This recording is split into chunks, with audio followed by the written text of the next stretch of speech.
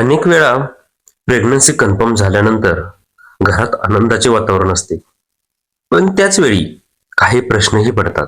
योग्य टेस्ट कधी करायची, कोणती ब्लड टेस्ट करायची, मग ब्लड टेस्ट का करतात, शुगर टेस्ट गरजेची आहे का, सोनोग्राफी किती वेळा करायची किंवा कोणते स्कॅन महत्वाचे आहेत, हे सर्व प्रश्न अनेक महिलांच्या मनात असतात. आज आपण प्रत्येक गर्भवती महिलेसाठी तसेच त्यांच्या कुटुंबासाठी खूप महत्वाचा विषय जाणून घेणार आहोत. प्रेग्नन्सी मध्ये कोणते टेस्ट महत्वाचे असतात. या व्हिडिओच्या शेवटी आपण जाणून घेणार आहोत आहार आणि प्रेग्नन्सी मधील महत्वाचे विचारले जाणारे प्रश्न, आणि त्यावरती आपण सविस्तर माहिती घेणार आहोत. व्हिडिओ थोडा मोठा होईल, पण तुम्हाला तुमच्या सर्व प्रश्नांची उत्तरं मिळून जातील. त्यामुळे व्हिडिओ स्किप न करता शेवटपर्यंत नक्की पहा. तर पहिल्यांदा आपण ट्रायमिस्टर वाईज ओव्हरऑल बोलू आणि नंतर त्यांच्या डिटेलमध्ये जाऊ. तर फर्स्ट ट्रायमिस्टर म्हणजे पहिले 3 महिने. पहिले 3 महिने खूप महत्वाचे असतात. या काळात बाळाचे मुख्य अवयव तयार होऊ लागतात. यामध्ये आईला मळमळ, उलटी, थकवा हे सामान्य असू शकतं. यामध्ये डॉक्टरच्या सल्ल्यानुसार फॉलिक ऍसिड ही सुरू ठेवा. ब्लिडिंग जास्त असेल तर डॉक्टरांना नक्की भेटा. तर सेकंड ट्रायमिस्टर हा अनेक महिलांना इतर कम्पॅरेटिव्हली हा आरामदायी वाटतो. त्यामुळे यामध्ये एनर्जी वाढते, भूक वाढते, बाळाची हालचाल जाणवते. यामध्ये आईने योग्य आहार, कॅल्शियम, आयर्न, त्याचबरोबर सकाळचं चालणे आणि रेग्युलर चेकअप ही सुरू ठेवलं पाहिजे. तर थर्ड ट्रायमिस्टर डिलिव्हरी डेट जवळ येत असते. त्यामध्ये बाळाची पोझिशन, बाळाची ग्रोथ, बीपी, शुगर, पायावरची, हातावरची, चेहऱ्यावरची सूज यावरही लक्ष ठेवले जाते. लेबर पेन साईन हे डॉक्टरांकडून जाणून घ्या, जेणेकरून लेबर पेनच्या वेळेस पेन ओळखण्यात गफलत होणार नाही. तर आता आपण डिटेलमध्ये जाणून घेऊया प्रेग्नन्सी मध्ये टेस्ट का महत्वाचे असतात. गर्भधारणेनंतर फक्त बाहेरून सर्व काही ठीक दिसत असलं तरी शरीरात अनेक बदल सुरू असतात. काही वेळा रक्त कमी असू शकतं, शुगर वाढलेली असू शकते, बीपी वाढू शकतो किंवा बाळाची वाढ हे कमी असू शकते. हे सर्व फक्त टेस्ट आणि चेकअप यामुळे समजू शकतात. म्हणून टेस्ट म्हणजे फक्त फॉर्मॅलिटीज नसून आई आणि बाळाच्या सुरक्षिततेची हमी आहे. तर तुम्हाला प्रश्न पडत असेल की प्रेग्नन्सी कन्फर्म झाल्यानंतर पहिलं काय करावं. प्रेग्नन्सी टेस्ट पॉझिटिव्ह आल्यानंतर उशीर न लावता गायनेकोलॉजिस्ट, महिला रोग विकार तज्ञ या डॉक्टरांना नक्की भेटा. डॉक्टर तुमची लास्ट पिरियड डेट विचारतात आणि यावरून तुमची एक्सपेक्टेड डिलिव्हरी डेट सांगतात आणि पुढील काळात काय काय काळजी करावी, काय आहाराबद्दल याचेही मार्गदर्शन करतात. काही महिला 3-4 महिने थांबतात, पण सुरुवातीचे महिने हे सर्वात महत्वाचे असतात. त्यामुळं सुरुवातीपासून चेकअप सुरू ठेवा. तर ब्लड ग्रुप आणि RH फॅक्टर चेक करणं का महत्वाचं आहे यामध्ये. तर ही टेस्ट खूप बेसिक वाटतो, पण अत्यंत महत्वाचं आहे. कारण आईचा ब्लड ग्रुप आणि RH फॅक्टर, जर आईचा RH फॅक्टर निगेटिव्ह असेल तर पुढील काळात स्पेशल इंजेक्शन्स किंवा एक्स्ट्रा मॉनिटरिंग लागू शकतं. अशा वेळेस डिलिव्हरी वेळेस इमर्जन्सी मॅनेजमेंट करणं सोपं जातं. आता जाणून घेऊया CBC आणि हिमोग्लोबिन टेस्ट.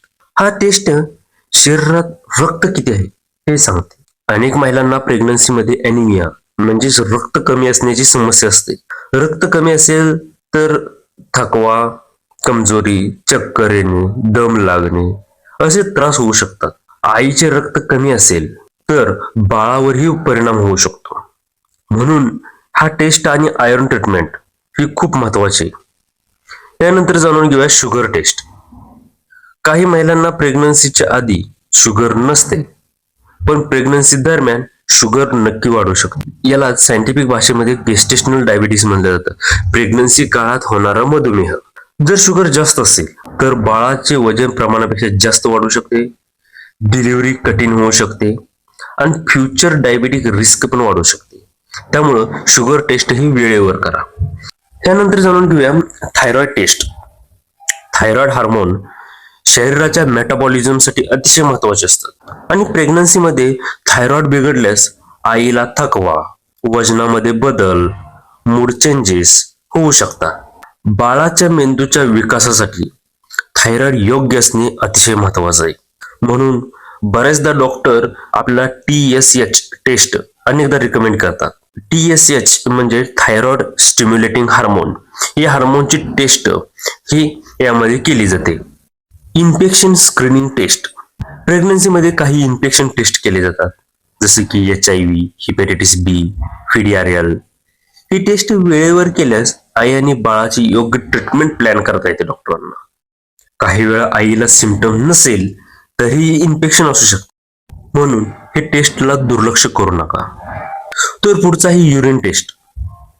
युरिन टेस्ट खूप साधा वाटतो पण महत्वाचा आहे. यामधून फक्त युरिन इन्फेक्शनच नाही तर sugar leakage, protein leakage, kidney related समस्या तुम्हाला समजू शकतात.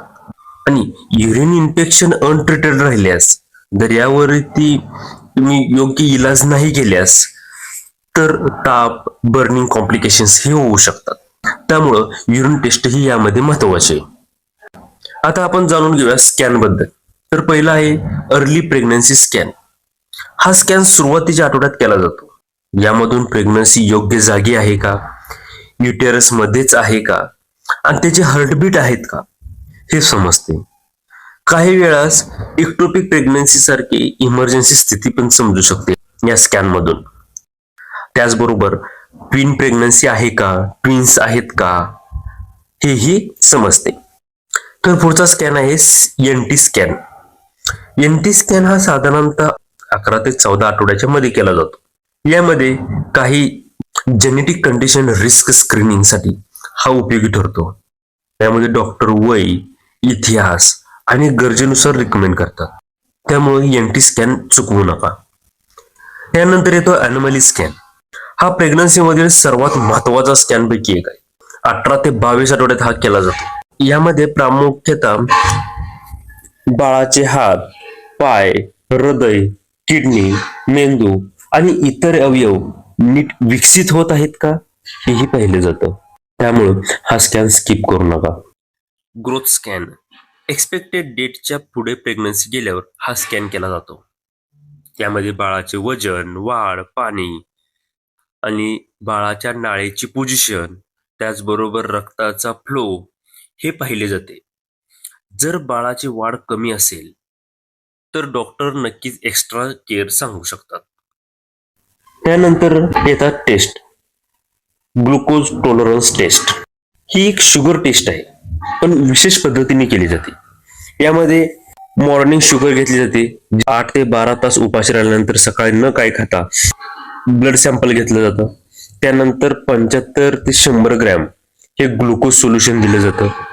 आणि त्यानंतर काही न खाता न पिता तुम्हाला 2 तासानंतर किंवा 3 तासानंतर त्याचं सॅम्पलिंग घेतलं जातं. त्यामुळं तुमची बॉडी किती लवकर ग्लुकोज क्लिअर करते हे यामध्ये समजतं. यामध्ये काळजी म्हणजे बसून राहणे, या दरम्यान काही खायचं नाही किंवा स्मोक वगैरे करू नये. तर तुम्हाला एक प्रश्न पडत असेल की प्रत्येक व्हिजिट मध्ये डॉक्टर काय तपासतात? प्रत्येक भेटीला डॉक्टर BP, वजन, सूज, बॉडी मुवमेंट, बेबी मुवमेंट आणि आईची तब्येत ही तपासली जाते. BP वाढणे काही वेळा धोकादायकही असू शकते. त्यामुळे प्रत्येक व्हिजिट ही आपली महत्वाची. तर आपण मगाशी बोलल्याप्रमाणे आपण जाणून घेणार आहोत प्रेग्नन्सी मध्ये वारंवार विचारले जाणारे प्रश्न. प्रेग्नन्सी मध्ये सर्व टेस्ट करणे गरजेचे आहे का? तर उत्तर हो. टेस्टमुळे आई आणि बाळाची आरोग्य वेळेत समजते. सोनोग्राफी वारंवार केली तर नुकसान होते का? डॉक्टर सल्ल्याने केलेली सोनोग्राफी ही सुरक्षितच मानली जाते. ब्लड टेस्ट उपाशी पोटी करावी लागते का? तर काही टेस्ट साठी हो, जसं की शुगर, आणि काही टेस्ट साठी नाहीये. त्यामुळे डॉक्टर सांगतील तसं. प्रेग्नन्सी मध्ये शुगर अचानक वाढू शकते का? तर हो. तर गेस्टेशनल डायबिटीज मध्ये गर्भावस्थेदरम्यान होणारा मधुमेह हे होऊ शकतो, म्हणून टेस्ट ही महत्वाची. प्रेग्नन्सी मध्ये रिपोर्ट नॉर्मल असेल तर चेकअप बंद करू शकतो का? नाही, नेहमी चेकअप सुरू ठेवणं हे गरजेचं आहे. बेबी मुवमेंट कमी वाटल्यास काय करावं? बेबी मुवमेंट कमी वाटल्यास किंचित वेळेचाही विलंब न लावता आपल्या डॉक्टरांचा संपर्क करा. तर प्रेग्नन्सीमध्ये बीपी वाढणे धोकादायक आहे का? तर हो, नक्कीच. जसं मगाशी आपण बोलल्याप्रमाणे काही वेळा सिरियसही होऊ शकतो. त्यामुळं नियमित तपासणी ही महत्वाची. इंटरनेटवर पाहून औषध घेऊ शकतो का? तर नाही, नक्कीच नाही. तर नेहमी डॉक्टर सल्ल्यानेच औषध घ्या. तर लक्षात ठेवा, वेळेवर टेस्ट नेहमी चेकअप केले तर आई आणि बाळही सुरक्षित राहतात. जसं मगाशी बोललो त्याप्रमाणे आपण जाणून घेणार आहोत प्रेग्नन्सी मध्ये आहार का महत्वाचा. आईचे आरोग्य आणि बाळाच्या वाढीसाठी संतुलित आहार हा खूप महत्वाचा. तर या आहारात काय काय घ्यावं? प्रोटीनच्या इंटेकसाठी दूध, डाळी, अंडीर, पनीर, दही. आयर्नच्या इंटेकसाठी तुम्ही पालक, खजूर, बीट, हरभरा हे घेऊ शकता. कॅल्शियमसाठी तुम्ही दूध, दही, तीळ हेही घेऊ शकता. फॉलिक ऍसिडच्या इंटेकसाठी तुम्ही हिरव्या पालेभाज्या असतील, डाळी असतील. तर फळांमध्ये सफरचंद, डाळिंब, संत्री हेही रेकमेंड केलं जातं. पाणी, पुरेसं पाणी प्या. आणि डॉक्टरांनी दिलेले सप्लिमेंट्स यामध्ये काय टाळावं? जास्त तिखट, तेलकट पदार्थ, जंक फूड, फास्ट फूड, तंबाखू, अल्कोहोल, स्मोकिंग हेही टाळावं. आणि डॉक्टर सल्ल्याशिवाय सप्लिमेंट घेणं हेही टाळावं. तर लक्षात ठेवा, थोडे थोडे खा, पण पौष्टिक खा. उपाशी राहू नका. प्रत्येक प्रेग्नन्सी वेगळी असते, त्यामुळे शेजाऱ्यांना जे टेस्ट लागले नाहीत म्हणून तुम्हालाही नको असं नाही.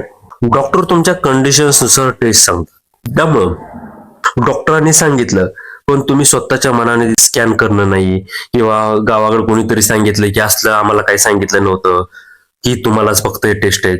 त्यामुळे तुमच्या कंडिशन नुसार ह्या टेस्ट डॉक्टर रिकमेंड करत असतात. त्यामुळं तुम्ही तुमच्या टेस्ट हे रेग्युलर आणि वेळेवर हे करत चला. आणि तिसरी गोष्ट, सर्वात महत्वाची गोष्ट, डॉक्टर सल्ल्याशिवाय स्वतःहून औषध घेऊ नका. तर प्रेग्नन्सी मध्ये वेळेवर टेस्ट करणं, योग्य आहार घेणं आणि रेग्युलर चेकअप यामुळं फक्त बाळच नाही, आई आणि बाळ दोघेही सुरक्षित राहू शकतात.